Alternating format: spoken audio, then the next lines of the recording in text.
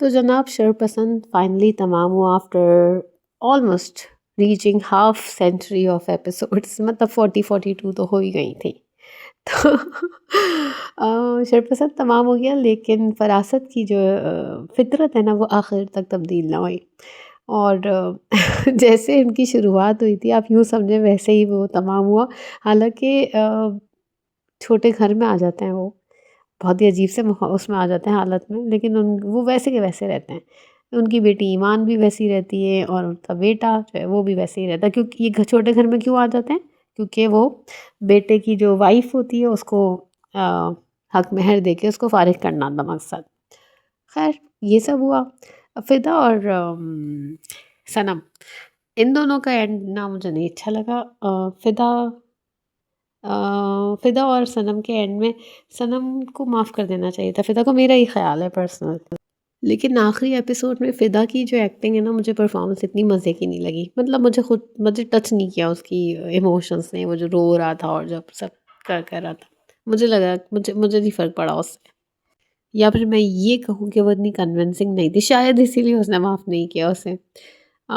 लेकिन वो जिस तरह मोहब्बत करती थी, और लेकिन उसकी नेग्लिजेंस है वैसे सनम की। और उसने जो है वो जिस तरह उसको छोड़ के चली गई थी, ठीक मतलब जब अब देख रहे हैं एक शख्स बेड रिडन है और उसके बाद भी वो कंटिन्यू करती हैं अपना स्टे वहाँ पर।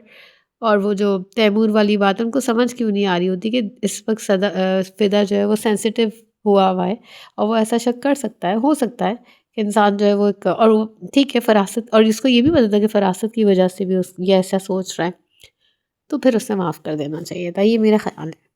सेकंड लास्ट एपिसोड में मिन्नी के से रिलेटेड काफ़ी ज़्यादा प्रोलॉन्ग हो गए थे सीन्स, लाइक वो पूरी एपिसोड उसी के नाम थी, या शायद वो चाह रहे होंगे किसी को रैप अप करते हैं इसके रोल को।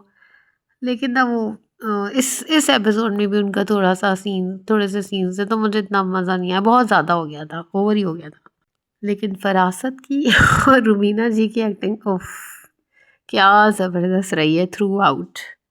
मुझसे किसी ने कहा कि देखा जाए तो मिन्नी की तरबियत भी फरासत के घर में हुई और ईमान और फरीद की भी, तो क्यों ऐसा हुआ कि सब बच्चे अलग अलग तरीके के निकले? तो क्या तरबियत का कोई असर नहीं होता? तो फिर हमने यही इसी नतीजे पे पहुँचे कि इंसान की अपनी पर्सनल फितरत भी होती है, इंसान की अपनी भी एक पोटेंशियल होती है ना बुराई की तरफ, तो वो इनमें थी। और ये वाक़ई कितनी अजीब बात है कि जो ईमान होती है उसको बिल्कुल फ़र्क नहीं पड़ता, उसकी बहन सेम गली में रहती है, वो किस हाल में नहीं, वो अपनी सेल्फ़िश उसमें रह रही थी। अपना उसका ये था कि भाई मेरा सब कुछ अच्छा हो जाए, चाहे वो तो शुरू से भी उसकी रिलेशन में मसले थे ही थे। इनका जो लड़का काम करता था बिल्लू, वो ज़्यादा बेहतर था वाक़ई में। वो उसकी तरबियत जो है वो कितना सिंसियर बंदा था। मेरी एक बहुत अच्छी दोस्त है, उन्होंने एक बात की, उन्होंने कहा कि जब हेरा मानी से सारे मोहल्ले वाले मिलने आते हैं, यानी कि मैं नाम भूल गई उनका क्या था कैरेक्टर नेम, तो वो मिलने आते हैं तो वो अंदर जाती हैं, कहती मैं 1 मिनट अभी आती हूँ, तो वो कहने लगी कि मुझे लगा वो अपने कज़न तारिक से बात करवाएँगी जिनके साथ गलतफ़हमी हो गई थी। तो वो तो उल्टा शादी के कार्ड लेकर आती हैं। ख़ैर ये भी एक तरीक़ा कार था कि देखें मैं तो ठीक थी, मेरी शादी तो हो रही है दोबारा, अगर आप लोगों ने तुड़वा दी तो क्या हो गया? ख़ैर इंटरेस्टिंग ड्रामा रहा और कहीं-कहीं थोड़ा ड्रैग किया। 40-42 किस्तें बहुत हो जाती हैं यार। लेकिन आप ये देखें बिस्मिल के बाद नुमान एजाज और हरीम जो है वो एक ही ड्रामे में आए। मगर कितना इनका डिफरेंट रोल था, और वो बिल्कुल आपको याद नहीं आता कि वो यार उन्होंने साथ भी तो किया था ड्रामा पहले। तो बिल्कुल वो चीज़ आपको याद नहीं आई।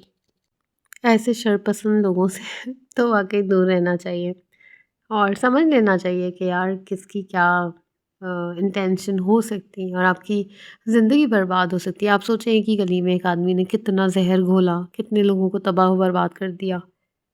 अ, हफ्सा हफ्सा का जो केस हो जाता है, और वो मतलब इनकी बेटी, ये खुद, सब इन्होंने सबको बर्बाद कर दिया। अच्छा, जब मैं ये कह रही थी ना कि हमें बिल्कुल याद नहीं आता हरीम और नुमान एजाज ने साथ काम किए, तो वो उस वक्त मेरा मतलब है कि ड्रामा देखते हुए मुझे नहीं याद आया, ये मैं अभी मेंशन कर रही हूँ। और दूसरी बात ये कि इसमें ना दिखाया है कि हत्ता कि इनका फरासत का अपना घर भी नहीं होता, वो भी बीवी के नाम पे होता है। वो बेचारी की निशानी होती है नानी वगैरह की, तो वो बेच देते हैं अपना, उनका इनके पास कुछ भी नहीं होता, या मुझे लगता है वो इस्तेमाल नहीं करते शायद। एक वजह जो समझ आई इनके बच्चों के बिगड़ने की कि ये अपने जो बच्चे सही नहीं थे उनको सपोर्ट कर रहे होते थे, तो इस वजह से शायद उनको शय मिली।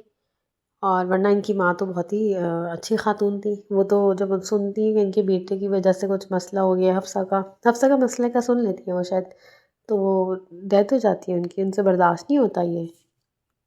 सबसे अजीब सी बात है कि इनकी बेगम जो रूबी होती हैं वो इनके ऊपर मुकम्मल अंधा एतमाद करती रहती हैं हर वक्त। उनकी बस तारीफ़ें ही तारीफ़ें कि नहीं जी फरासत जी आप तो सबसे अच्छे हैं।